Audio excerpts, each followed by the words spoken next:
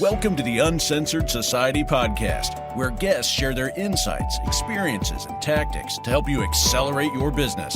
So building, scaling, and monetizing your business is made easier. And now, your host, Kay Suthar. Hey guys, oh my goodness, I have an amazing woman for us today. She's going to be speaking on awesome stuff here. You're going to get so many golden nuggets. Now, I've got to tell you a little bit about her. Her name is Jean Hamilton-Fford, and she has been working in business and with businesses for the past 40 plus years. She has written a book about play and success, and she's currently writing a series of books about impact and influence. Jean helps business owners and entrepreneurs amplify their impact, cultivate their influence, and make more moolah, money, through the power of intentional language and communication. Make change in your life, be seen, be heard, and Jean works with people online only, so guess what? You can get hold of her and reach out to her really easy. Please welcome on stage Jean Hamilton-Fford. Oh my goodness, Jean, it's so amazing to have you here. It is. I don't know how long we've been talking, Kay, but we've been connected for a bit now, and it seems like forever. Yeah, we have been. And every time, we're somewhere at some event, we keep bumping into each other. We do. Right? The universe keeps bringing us back together. And that's one of the reasons I had to have you on this podcast. Because I was like, there's a reason behind this, right? There's definitely a friendship here, and it's going to be getting bigger and bigger. But there's a reason why we keep connecting, right? Yes, and I think so. And from all the work that you've told me that you help with clients and what you do, your experiences, your journey, I'm like, oh my goodness, you've got so much to give, so much to teach people, right? And so I know that this episode is going to be full of golden nuggets, Jean. I hope so. I'm still learning every day. We all are, right? We don't stop learning. Nope. And that's part of the journey. That's life. But that's the fun part. Right. And before we get into the nitty-gritty of what you do, how you actually help people, tell us a little bit about what life looked like before you even stepped in the world of business. Well, you see, that's kind of a loaded question because I kind of stepped into the world of business fairly early. Ah. You know how that goes, right? Right. Now, I'll tell you, I started working as a candy striper in a military hospital when I was 15. Do you know what a candy striper is? No. Okay. A candy striper is a volunteer in a hospital, and they wear a striped tunic. Or usually it's red and white striped tunic. Okay. That's why they call them candy stripers, is because they're wearing these striped tunics. Right. And they go and do whatever is necessary to help the functioning of different departments and everything else. So I was a gopher quite a bit of the time and had a lot of fun meeting people. In a military hospital, you would think fun is not to be had, but you can have fun in a military hospital. And I would go and deliver things and bring things, and never patient contact, but always in the background. And that was my very first taste of a business, so to speak. Oh. Now, I'll tell you, when I went from that to actually working and getting paid, the realization was that at that time, business wasn't much fun. So all this wonderful experience I got working as a candy striper and having a lot of fun and learning a lot of stuff and finding out how different departments work and everything, and then going into the world of work, and it was like, I'm not sure I want to be here, because it's not much fun. Right. When did work ever become not fun? Okay. So it should always have an element of fun to it. Right. But then there are people out there that are doing, I guess, tasks, jobs, work, whatever it is, and the fun has disappeared, but they're doing it because it pays the bills. It does pay the bills. I imagine so. But at what expense? That's the question. Right. And so a lot of people don't think about that side of things, right? No. Why is it important that we shouldn't just shrug that to one side and actually do what makes us happy and what we're passionate about? I think we talked about this a little bit earlier because And I'm taking a little latitude here because I think earlier you said that you were going to work until you die. Yeah. And I said, well, you might find that's not going to be the case because people who work and have this ethos of I'm going to work until I die, and that's what they say, typically they run themselves into the ground before they get even close to dying, and it feels like they're dying. Right. But if you're passionate about what you're doing, if you find that your work is fun, that never happens. If it's a joy, it never happens. That's right. Yes, because I did say, I didn't change. I was like, no, I'm going to work until I'm not having fun anymore. There you go.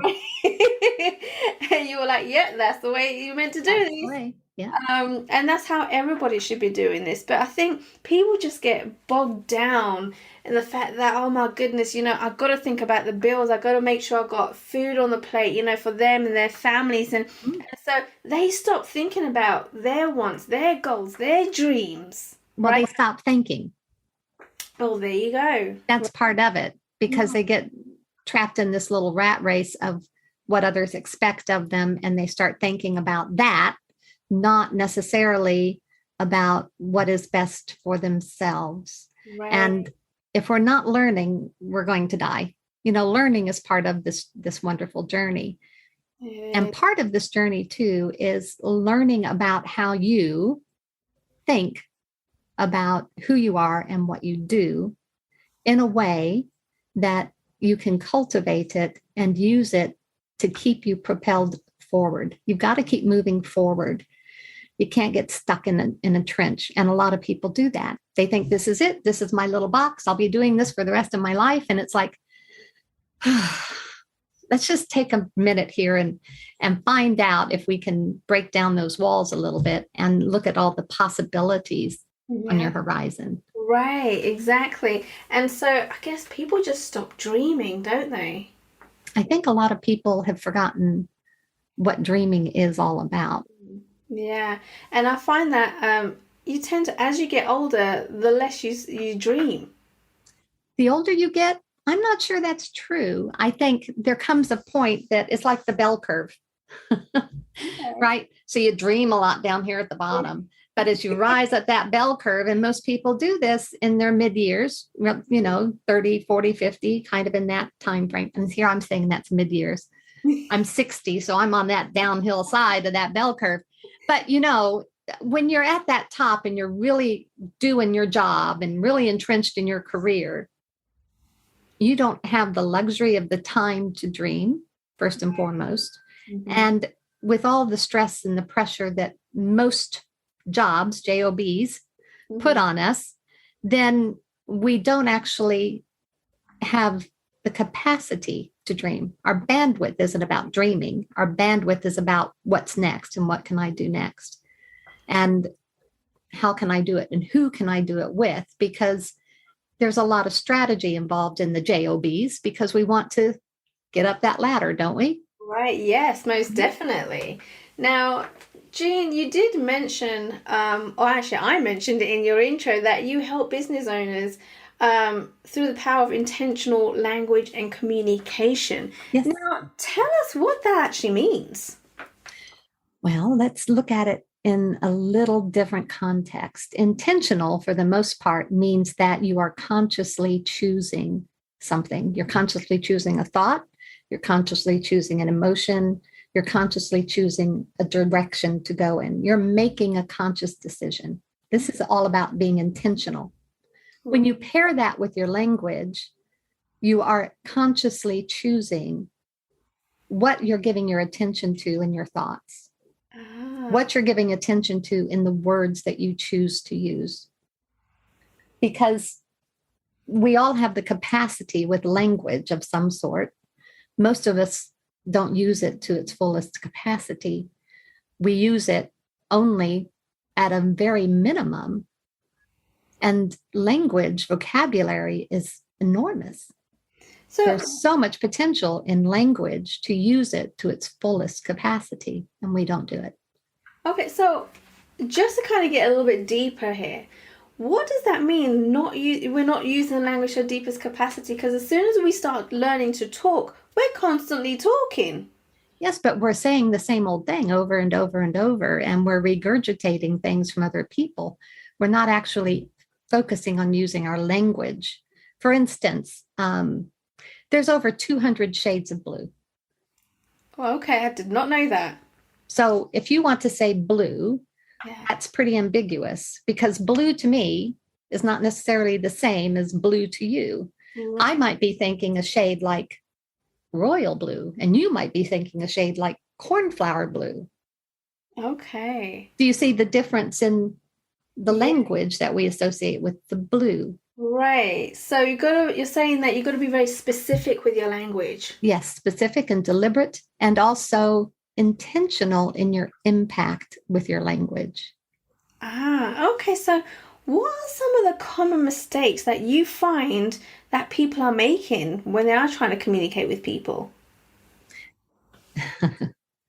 I think most people communicate what they want others to hear, what they think others want to hear, not what they want others to hear, but what they think others want to hear. Okay. So, you've heard people converse, and people will be talking about things. And on one side of the equation is somebody saying da da da da da, and on the other side, someone's saying, yeah, okay, fine.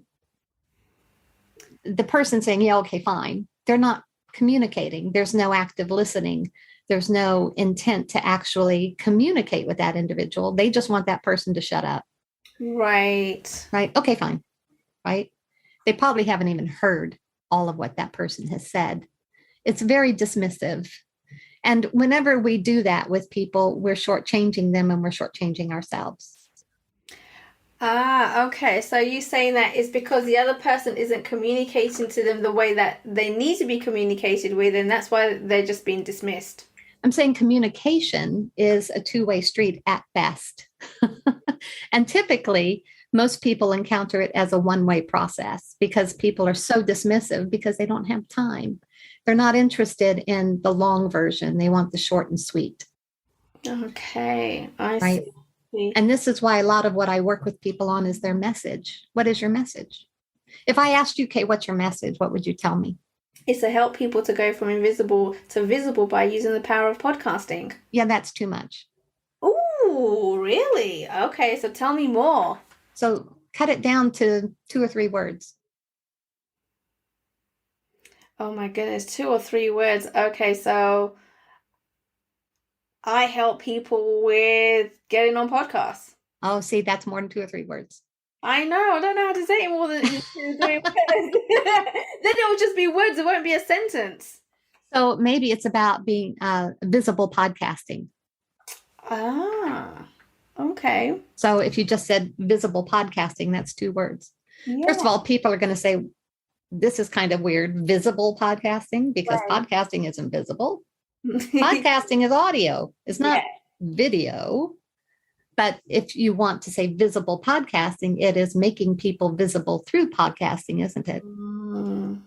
But the short and sweet is visible podcasting.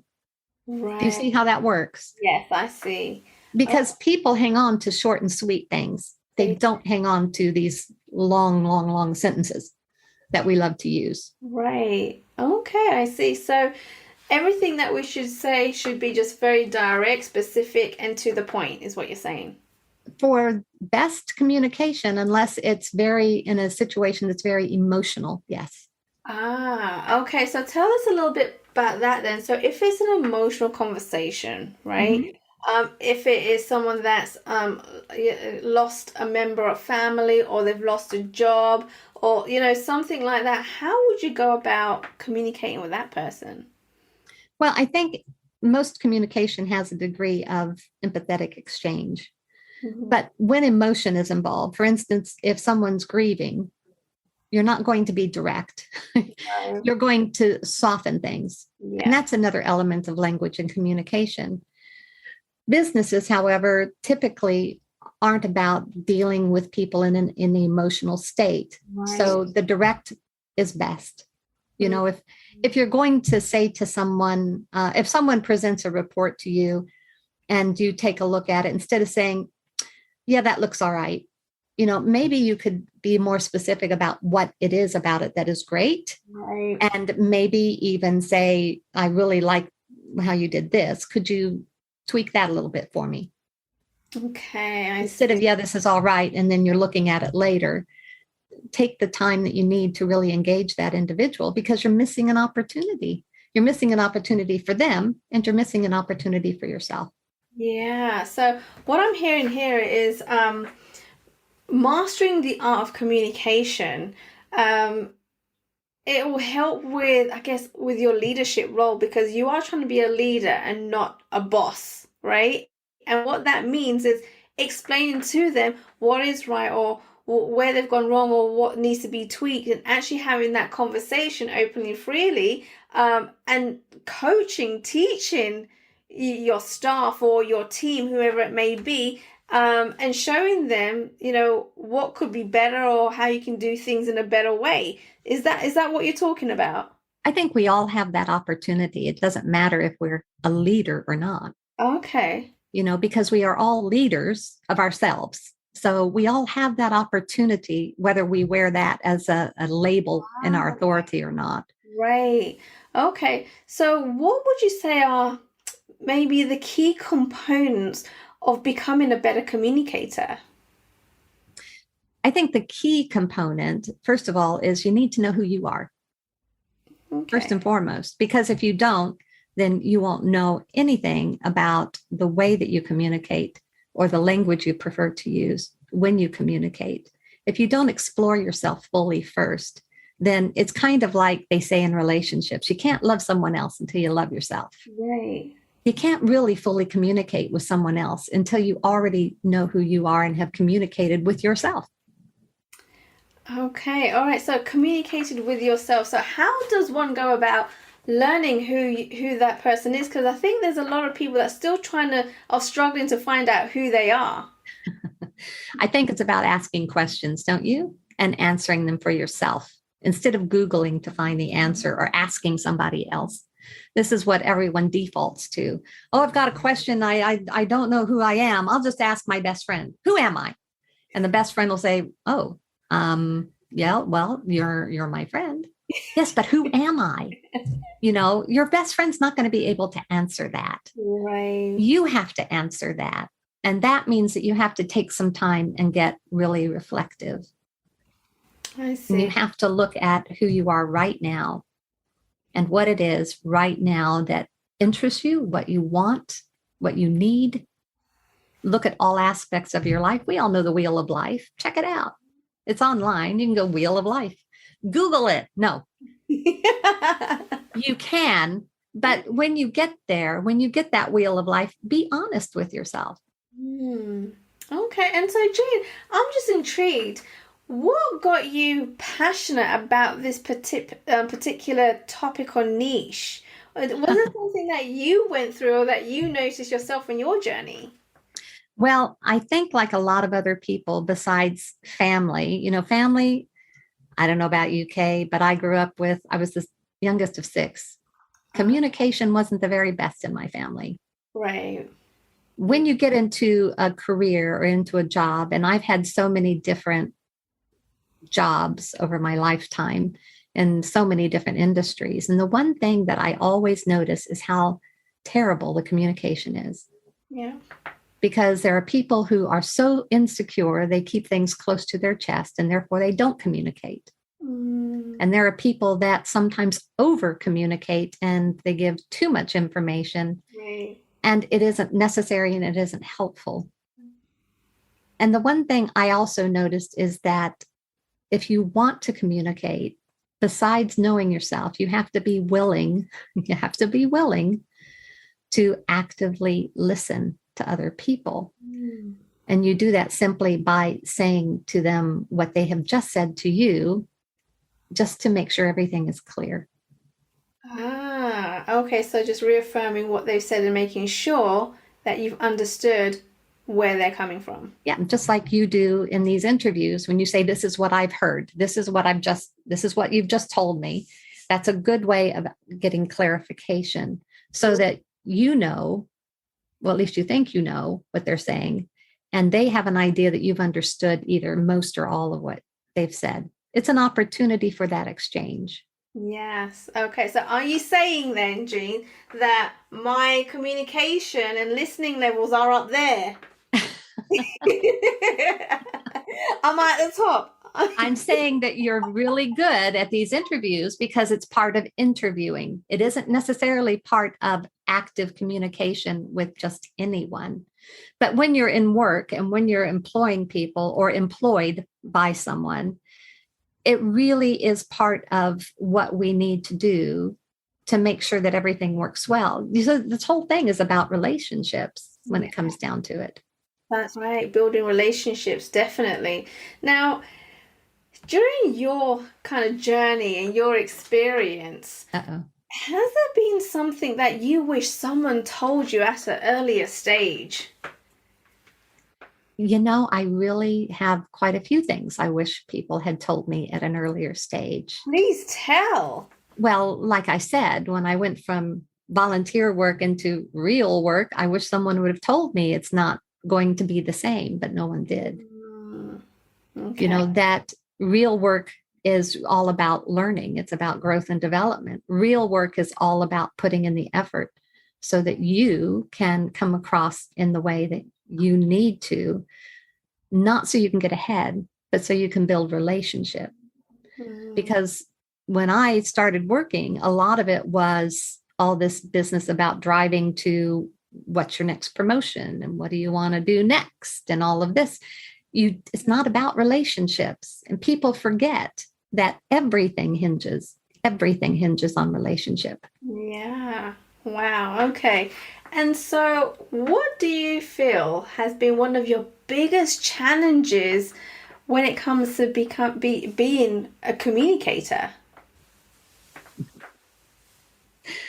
Well, sometimes I think it is shutting up, and sometimes I think it is being willing to risk being honest.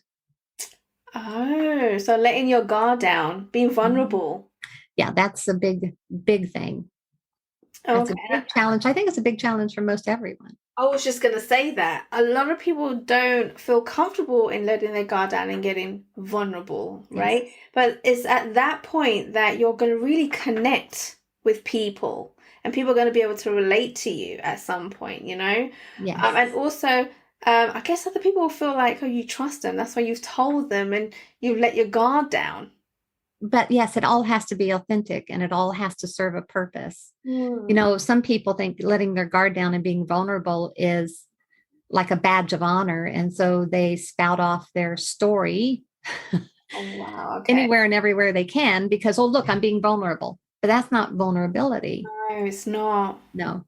It's not. It's letting your ego and your pride get the better of you. Yes. And really, vulnerability lies in being in that moment and understanding that what you have is valuable to moving that conversation forward. Yeah, awesome. Now, Jean, what kind of resources would you suggest for people that I guess anyone that wants to become a better communicator? Where should they go to learn more about this? Well, they can come to me. Perfect. I'm so glad you mentioned that. How do they connect with you? Oh, well, they can find me online. I'm on LinkedIn and I'm on Facebook. And I'm not marketing there because I am doing my marketing without social media, but they can find me there. They can connect with me there. I'm also have two websites that I'm sure you're going to put links in everywhere, but one is the learning portal and the other is my speaking site, which is Jean Hamilton-Fford. I'm not going to go through the links because I know they're going to be shown. So. Yes, definitely. So guys, like Jean just said, all the links will be in the show notes below. So make sure you go and check them out. And also, Jean, a little birdie told me that you have a free gift for our audience. Kay, I don't think anyone comes on your podcast without a free gift, do they? Not many people do because, everybody that I bring on want to serve people, right? They want to make things easier and kind of build them up and empower them. And so Yeah, having a free gift is so awesome for our listeners because they learn a little bit more from experts like yourself. So tell us a little bit about this free gift that the little birdie told me. Well, I'll tell you what the title of it is. It's 3 Steps to Engage Others and Be a More Powerful Communicator. Ooh, just 3 steps. Just 3 steps. Wow. Okay. All right. And so what are the benefits of people actually downloading this and learning what you're teaching people? Well, first of all, they get to see what those 3 steps are. Right. And secondly, those 3 steps are beginning. They're not all of it because it's a long process if you want to become a really powerful communicator. But these 3 steps will help you engage others. That's first and foremost where you need to start, is being able and willing to engage others. So guys, like I mentioned earlier, make sure you go and check out the links below. Get to know Jean, reach out to her, and definitely go ahead and download that freebie. This is where everybody needs to start to become a better communicator. Oh my goodness, Jean, it was amazing to have you on our podcast, on the show. So many golden nuggets, and I know you've got so much more to teach people. So thank you for coming onto our podcast. You're welcome, Kay. Thank you. Thanks for listening to the Uncensored Society podcast at www.uncensoredsocietypodcast.com. Make sure you hit that subscribe button so you can get this and every other episode that's coming out. We have lots of great stuff coming, so make sure you hit subscribe so you don't miss it.